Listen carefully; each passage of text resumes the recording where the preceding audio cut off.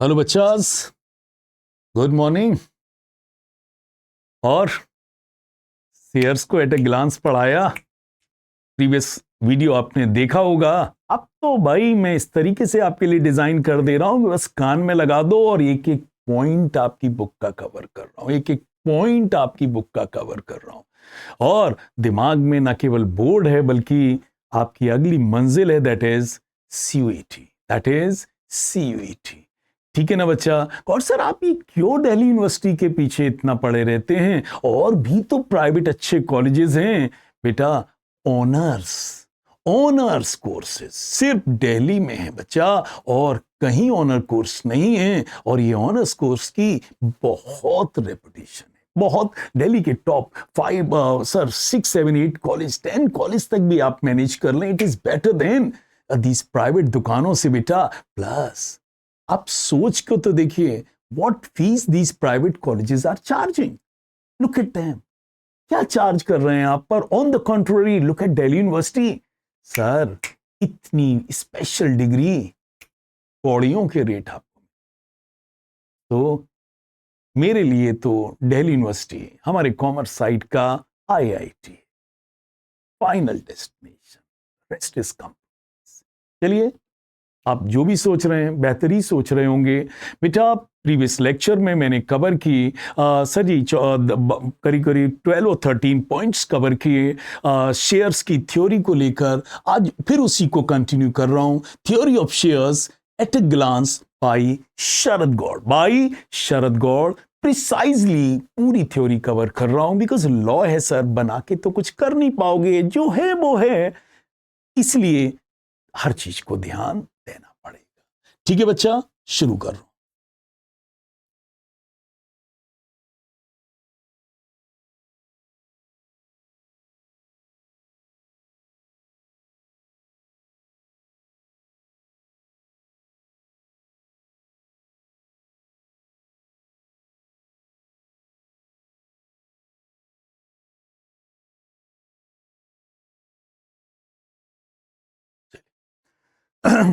बेटा previous video में मैंने बेटा आपको बताया कि कैपिटल रिजर्व क्या है और उसके यूजेस क्या हैं। अब क्वेश्चन ये उठता है कि मैंने एक वर्ड यूज किया कि capital reserve is created out of capital profit. अब क्वेश्चन ये उठता है, वैसे ये सब बातें 11th में हैं, लेकिन मैं एक समरी के तौर पर आपको बता दे रहा हूं कि गॉड सर ये कैपिटल प्रॉफिट्स क्या हैं जिनसे ये कैपिटल रिजर्व बनता है। तो बेटा इसके कुछ एग्जाम्पल हैं।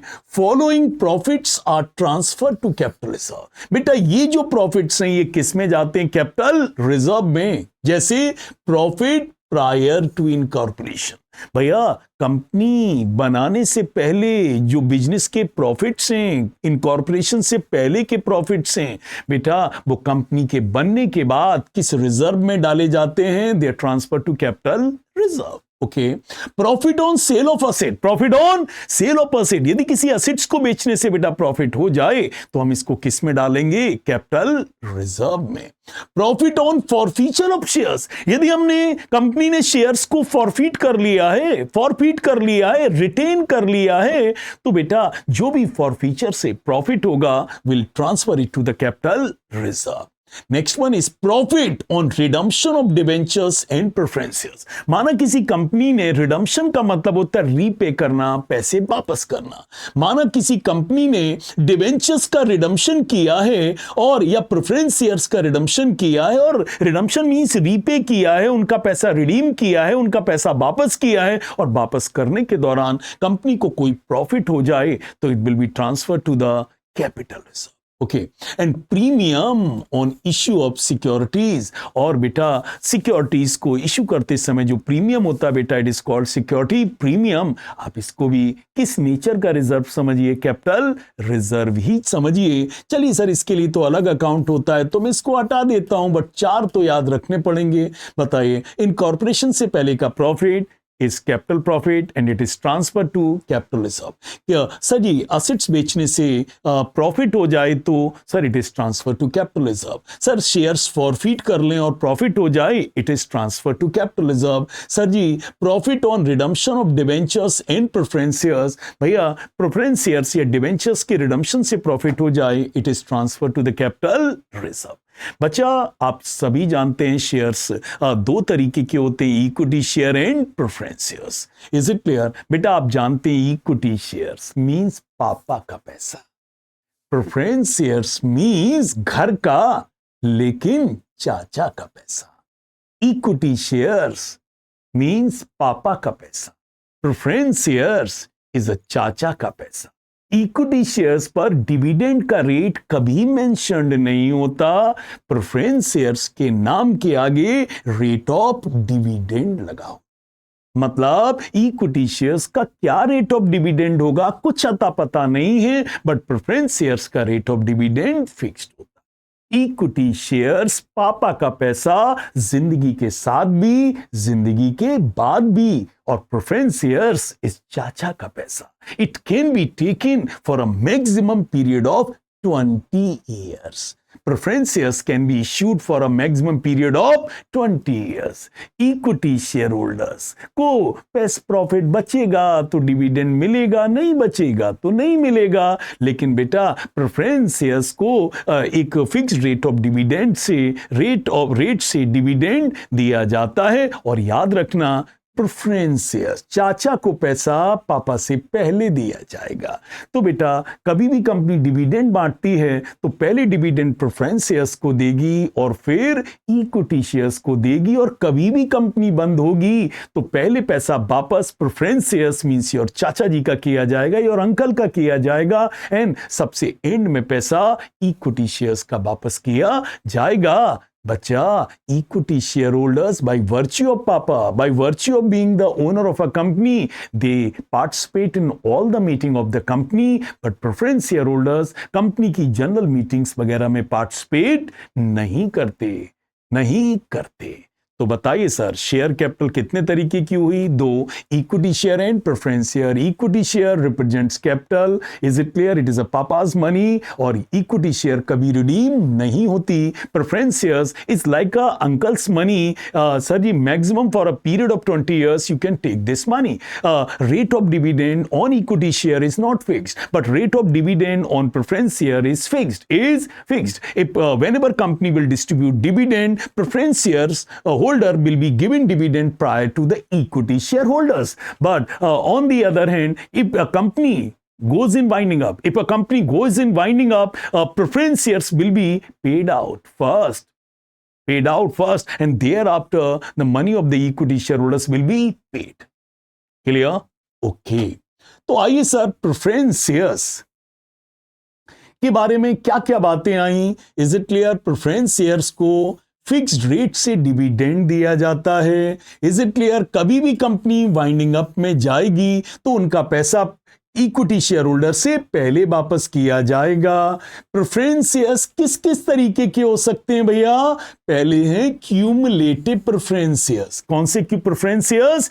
क्यूमुलेटिव। बच्चा ये जो क्यूमुलेटिव प्रेफरेंस शेयर्स होते हैं ये वो प्रेफरेंस शेयर्स होते हैं बच्चा जिनको यदि किसी कंपनी ने 1 साल डिविडेंड नहीं दिया तो अगले साल कंपनी 2 साल का देगी, और 2 साल नहीं दिया तो तीसरे साल 3 साल का देगी। मतलब इनका डिविडेंड मारा नहीं जाता, इनका डिविडेंड क्यूमुलेटिव क्यूमुलेट होता रहता है। That is why we call them cumulative preference shares. अच्छा गॉड सर और कौन से प्रेफरेंस शेयर हैं? That is non cumulative preference share हैं। भैया ये वो प्रेफरेंस शेयर्स हैं जिन पर डिविडेंड क्यूमुलेट नहीं होता। यदि कंपनी लास्ट ईयर डिविडेंड नहीं दे पाई तो इस साल पिछले साल का नहीं बस इसी साल का देगी। यदि कंपनी 2 साल डिविडेंड नहीं दे पाई तो तीसरे साल का ही डिविडेंड देगी, पिछले 2 साल का डिविडेंड नहीं देगी। तो क्यूमुलेटिव प्रेफरेंस शेयर में प्रेफरेंस शेयर्स का पैसा मारा नहीं जाता,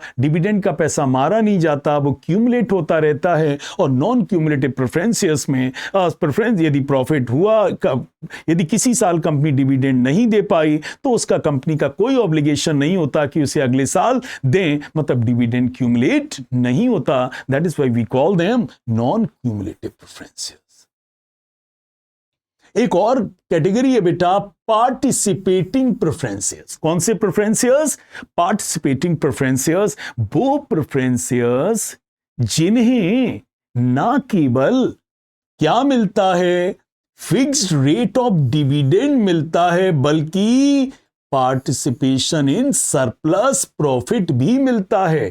वो प्रेफरेंसियर जिन्हें एक फिक्स रेट ऑफ डिविडेंड दिया जाता है और participation in the surplus profit left after paying dividend to equity share holder at a stipulated rate. तो पार्टिसिपेटिंग प्रेफरेंसियर्स वो प्रेफरेंसियर्स हैं जिन्हें ना केवल एक फिक्स रेट से डिविडेंड दिया जाता है, बल्कि इक्विटी शेयर्स को प्रॉफिट में से डिविडेंड देने के बाद, एक सर्टेन डिविडेंड देने के बाद जो प्रॉफिट बचता है उसमें भी स्टेक दिया जाता है। सो इनका नाम पार्टिसिपेटिंग प्रेफरेंसियर्स क्यों पड़ा? Because not only they get a fix rate of dividend as well as not only they get a fix rate of dividend but also they get a fixed rate of share in profit। clear? अगले हैं non participating प्रेफरेंसियर्स। कौन से प्रेफरेंसियर? Non preference. भैया ये वो प्रेफरेंसियर हैं जिन्हें सिर्फ एक फिक्स रेट ऑफ डिविडेंड दिया जाता है। क्या दिया जाता है? फिक्स रेट ऑफ डिविडेंड दिया जाता है, लेकिन बच्चा प्रॉफिट में कोई पार्टिसिपेशन नहीं दिया जाता। That is why we call them non participating प्रेफरेंसियर्स।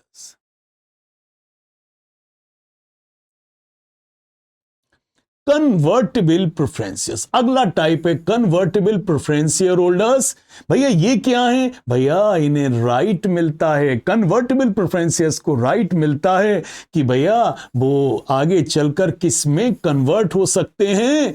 Equity shares में कन्वर्ट हो सकते हैं। तो convertible preference shares are those preference shares which are given right to convert their preference shares into equity shares. Okay, non convertible redeemable preference shares. कौन से? Redeemable preference share. भैया कोई भी कंपनी 20 साल से ज्यादा वक्त के लिए प्रेफरेंसियर्स इश्यू नहीं कर सकती।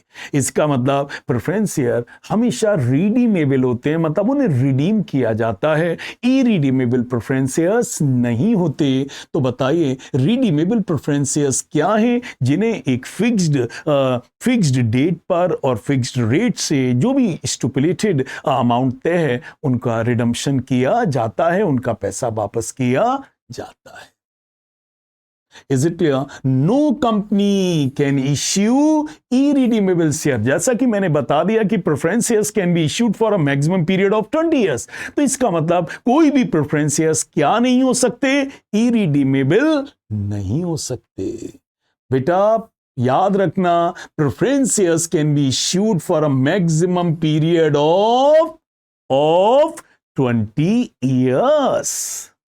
चलिए अब आइए बात करें इक्विटी शेयर होल्डर्स मींस पापा का पैसा। Is it clear? Equity shareholders are the true owner of a company.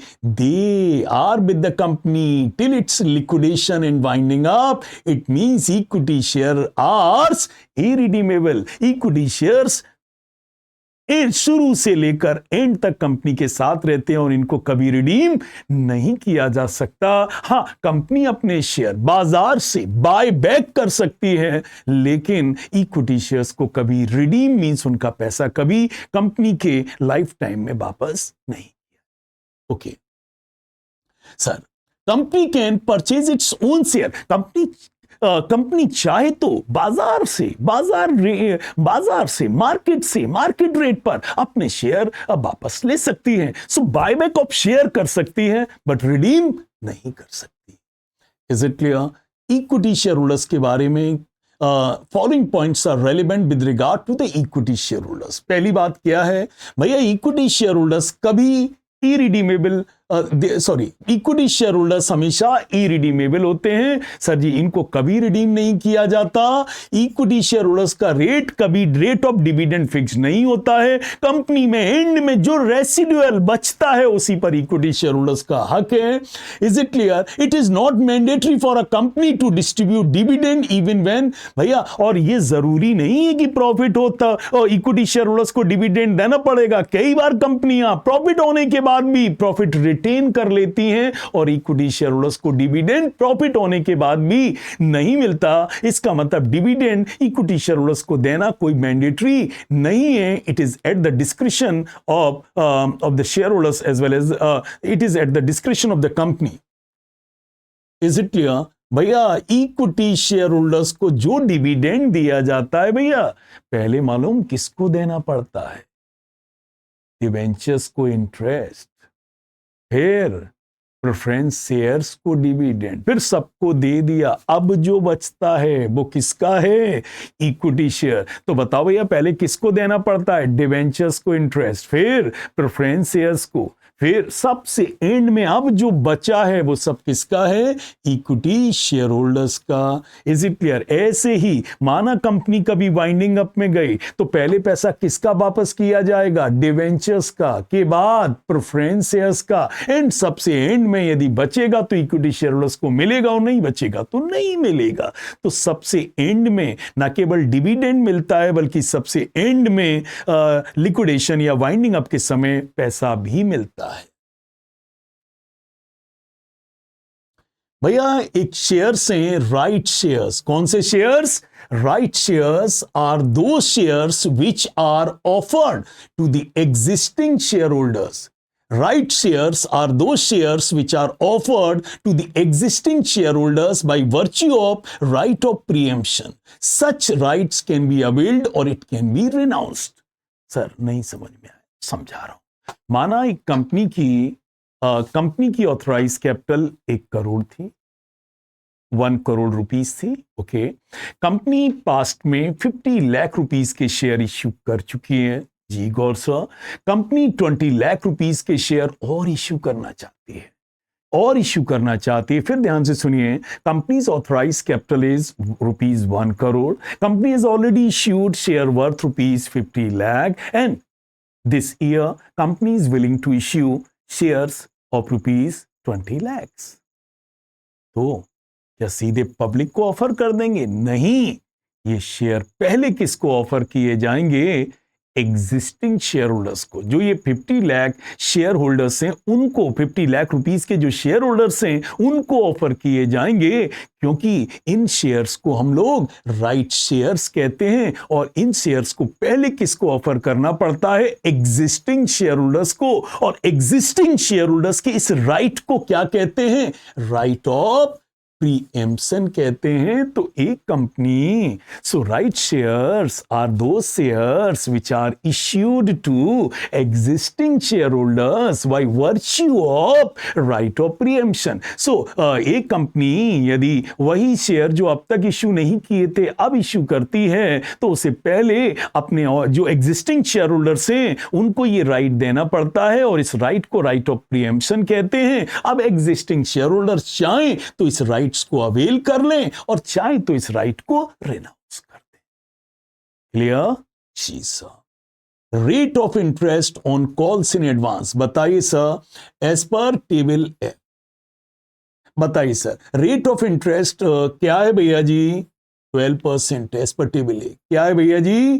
12%। याद करिए, rate of interest on calls in advance is 12%, is 12%। बताइए भैया, और ये 12% के बोलना नहीं, नॉट एक्सीडिंग, तो ये मैक्सिमम रेट है। तो बताओ इस पर table A, what is the rate of calls in advance, what is the rate of interest on calls in advance. तो as per table A, calls in advance पर 12% maximum rate से interest दिया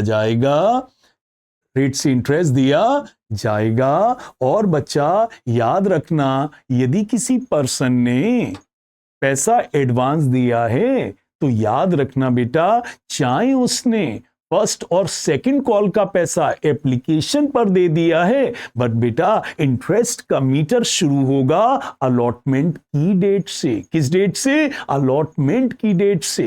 तो भैया हमेशा जो कॉल्स इन एडवांस पर interest दिया जाता है, माना किसी शख्स ने, किसी पर्सन ने फर्स्ट कॉल का पैसा एप्लीकेशन पर दे दिया, बट बच्चा इंटरेस्ट कैलकुलेट कब से होगा?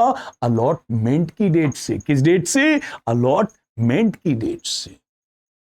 अगला भैया, as per table A rate of interest on calls in arrear is not exceeding 10%, not exceeding. तो भैया कंपनी का यदि पैसा किसी ने मारा है, यदि कंपनी को कोई पैसा नहीं देती है तो उसे क्या कहते हैं? Calls in arrear. यदि कोई आदमी कंपनी का पैसा नहीं देता है तो इसे क्या कहते हैं? Calls in arrear. तो कंपनी उससे किस रेट से इंटरेस्ट लेती है? 10%। और यदि किसी ने कंपनी को एडवांस में पैसा दे दिया तो कंपनी किस रेट से इंटरेस्ट देती है? That is 20%, that is 12%। तो कंपनी कॉल्स इन अरियर पर क्या रेट लेती है? मैक्सिमम 10%। और कॉल्स इन एडवांस पर क्या रेट देती है? That is 12%। किस टेबल में ये मेंशन्ड है? दैट इज टेबल ए। बोलो भैया। भैया कोई भी कंपनी, अगली बात है,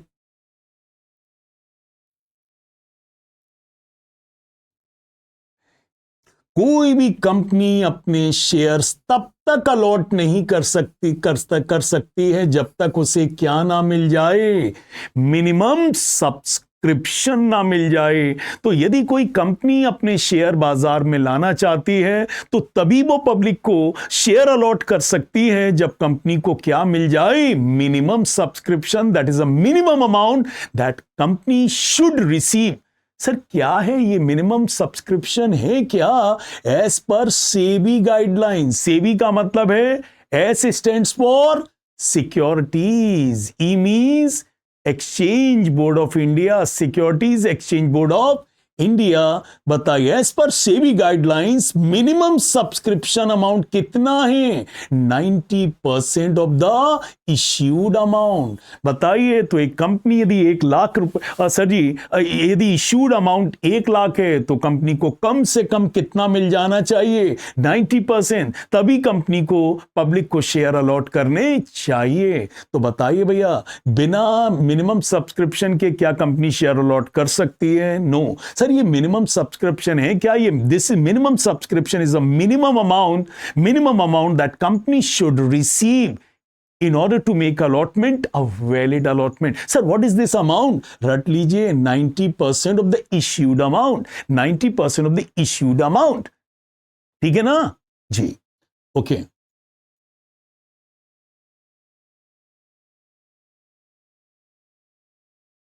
सर ये मिनिमम सब्सक्रिप्शन जो आपने बोला, सर ये कब तक मिल जाना चाहिए? बेटा याद रखना, 30 days from the date of issue of prospectus, from the date of issue of the price. एक एक डेट याद रखना बेटा, बिल्कुल बुक में क्या ये चीजें छुप जाती हैं, मैं टू द पॉइंट आपको पढ़ा रहा हूं। 30 days from the date of issue of prospectus. Is it clear? अच्छा गॉड सर, माना पब्लिक ने शेयर्स के लिए एप्लीकेशंस भेजी, लेकिन सर कंपनी को मिनिमम सब्सक्रिप्शन नहीं मिला, तो कंपनी को क्या करना चाहिए sir?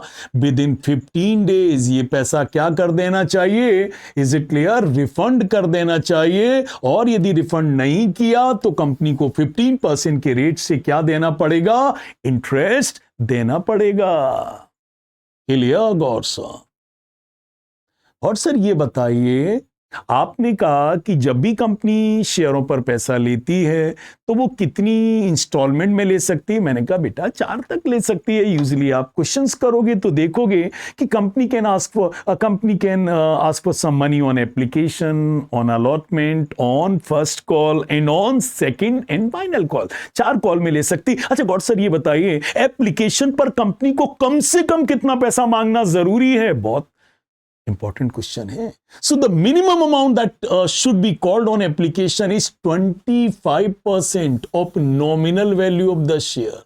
25% of nominal value of the share. पक्का भैया, कितने परसेंट? 25% भैया। जबकि कंपनीज एक्ट में ये लिमिट क्या थी? 5%। कंपनीज एक्ट में क्या है? 5%। बट सेबी गाइडलाइंस में ये लिमिट कितनी है? 25%। और याद रखना, कंपनी लॉ को क्या, कंपनी लॉ ने ये सारे पावर किसको दे दिए हैं? सेबी को। तो बताओ, एज पर सेबी गाइडलाइंस एक कंपनी को एप्लीकेशन पर कितना पैसा कम से कम लेना चाहिए? As per SEBI guidelines, as per SEBI guidelines कम से कम कितना पैसा लेना चाहिए? 20% ऑफ द नॉमिनल वैल्यू। जबकि कंपनीज एक्ट में ये लिमिट कितनी है? 5%। लेकिन सर एप्लीकेबल क्या होता है? It is SEBI guidelines, so 25% application पर पैसा लेना जरूरी है। ओके सर, ये बताइए सर जी, दो कॉल्स के बीच में, फर्स्ट कॉल सेकंड कॉल, दो कॉल्स के बीच में कम से कम कितना इंटरवल जरूरी है? ऐसा तो नहीं कि कंपनी आज फर्स्ट कॉल मांगे, कल सेकंड कॉल मांगे। नहीं, there should be an interval of 1 month between two calls. दो कॉल्स के बीच में कम से कम कितना इंटरवल जरूरी है? 1 मंथ जरूरी है। Is it clear? और सर ये बताइए, शेयर्स का पैसा कंपनी कितने पीरियड में पब्लिक से ले लेगी? बेटा, the amount of shares should be fully called up with in the time span of 12 months. भैया, कंपनी को अपना पूरा पैसा कितने दिन में लेना पड़ता है? That is 12 month. ठीक है ना? बिल्कुल, देखो पकाकर टू द पॉइंट कवर कर रहा हूं। ठीक है ना? आप ये पॉइंट्स बस सुन लीजिए, आपको याद करने की, आप सुन कर ही आपके जहन में ये चला जाएगा और आप परफेक्ट हो जाएंगे। बेटा, अभी सारे पॉइंट एड्रेस नहीं हो पाए हैं, अभी एक वीडियो और बनाना पड़ेगा जिसमें रिमेनिंग पॉइंट्स को हमें डालना पड़ेगा। ठीक है ना बच्चा? So that's for today. Rely on us because we rely on lot of experience. Thank you बच्चा।